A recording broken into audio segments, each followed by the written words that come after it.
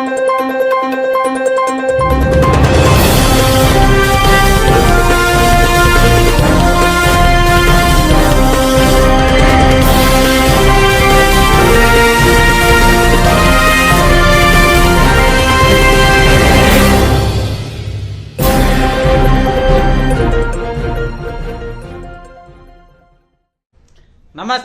A1 Shri మీడియాకు స్వాగతం. ప్రతి క్షణం సామాన్యుల పక్షం. నేటి వార్తా విశేషాలు. క్రీడలు మానసిక ఉల్లాసాన్ని, ఉత్సాహాన్ని, ఆరోగ్యాన్ని కలిగిస్తాయి. ఓటమి విజయానికి తొలిమెట్టు వేస్తుంది.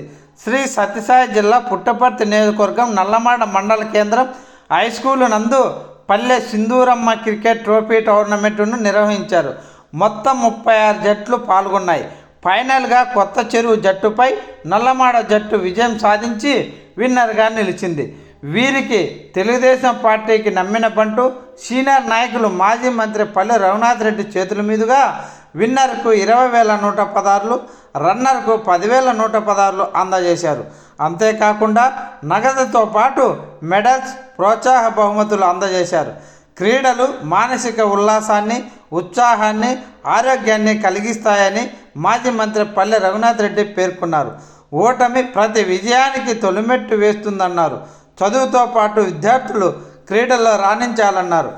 క్రికెట్ టోర్నమెంట్ నిర్వహించిన నిర్వాహకులు మంజునాథ్ రెడ్డి, అబ్బాస్, మైలే శంకర, జూబీర్ ఖాన్, బాబా ఫక్రుద్దీన్, శిక్షావళిని మాజీ మంత్రి పల్లె రఘునాథ్ రెడ్డి అభినందించారు.